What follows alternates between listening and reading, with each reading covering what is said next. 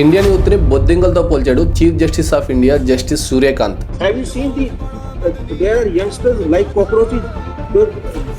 They don't get any employment. They don't have any place in profession. Some of them become media. ఈ ఒక్క మాటతో దేశం మొత్తం బగ్గుమంది.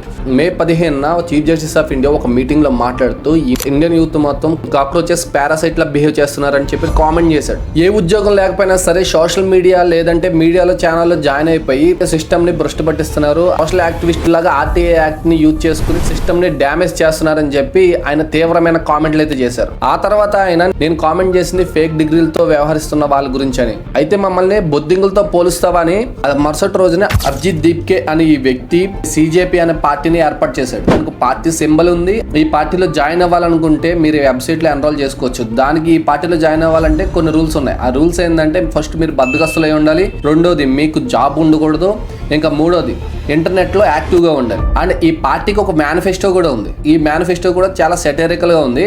ఆ మేనిఫెస్టోలో ఫస్ట్ పాయింట్ వచ్చేసి ఎవరైతే సుప్రీంకోర్టు చీఫ్ జస్టిస్ గా పనిచేసి రిటైర్ అవుతారో మా పార్టీలో రాజ్యసభ సీట్ అనేది ఇవ్వం. అండ్ సెకండ్ పాయింట్ వచ్చేసి ఇండియన్ పార్లమెంట్ లో మహిళలకు 50% సీట్లు ఇస్తాం, అది కూడా స్థానాలు పెంచకుండానే. ఇంకా మూడోది ఎవరైతే ఒక పార్టీ నుంచి గెలిచి తర్వాత వేరే పార్టీలోకి జంప్ అవుతారో వాళ్ళకి 20 years పాటు రాజకీయాల్లో తిరిగే అవకాశం లేకుండా చేస్తాం.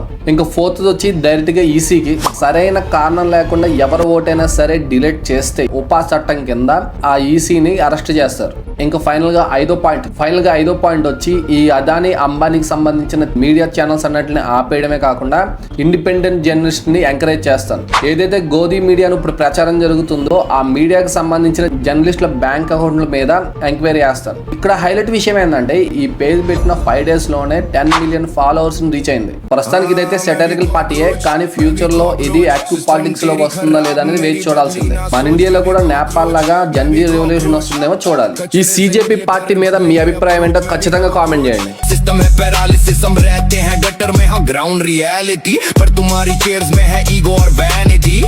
हाँ मैं भी कॉकरोच, सिस्टम तेरी खराब मेरी बदली ना.